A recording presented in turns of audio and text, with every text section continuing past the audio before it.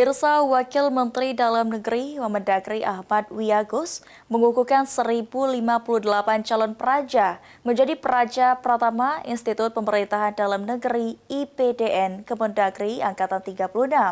Dalam upacara yang digelar di kampus IPDN Jatinangor, Kabupaten Sumedang pada Rabu 15 Oktober. Mendagri menegaskan komitmennya untuk menghapus segala bentuk kekerasan di lingkungan pendidikan IPDN.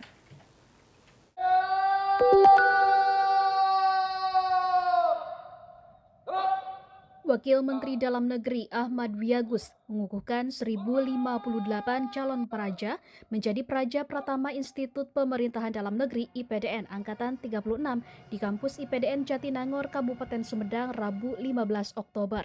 Dari total 31.000 lebih pendaftar, sebanyak 1.058 peserta dinyatakan lulus setelah melalui tahapan seleksi yang ketat dan transparan.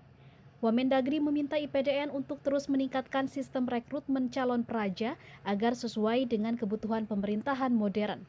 Ia juga menekankan agar setiap praja menjunjung tinggi kode kehormatan dan menolak segala bentuk kekerasan di dalam maupun di luar kampus.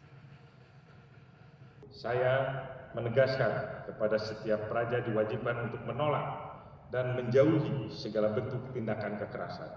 Saya ulangi, saya menegaskan kepada setiap praja diwajibkan untuk menolak dan menjauhi segala bentuk tindakan kekerasan, baik yang terjadi di dalam lingkungan kampus maupun di luar kampus. Tindakan tegas akan diberikan kepada siapapun yang terbukti melakukan kekerasan. Wamendagri mengingatkan bahwa para praja berasal dari daerah yang berbeda dengan latar sosial dan budaya yang beragam. Karena itu ia mendorong para praja untuk menumbuhkan semangat toleransi, solidaritas, dan gotong royong dalam kehidupan kampus.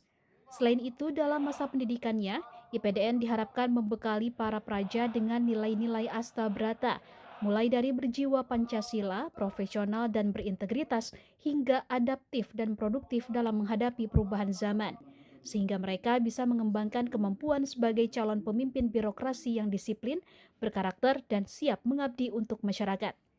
Dari Kabupaten Sumedang, Jawa Barat, Dian Hardiana, Kantor Berita Antara, mewartakan.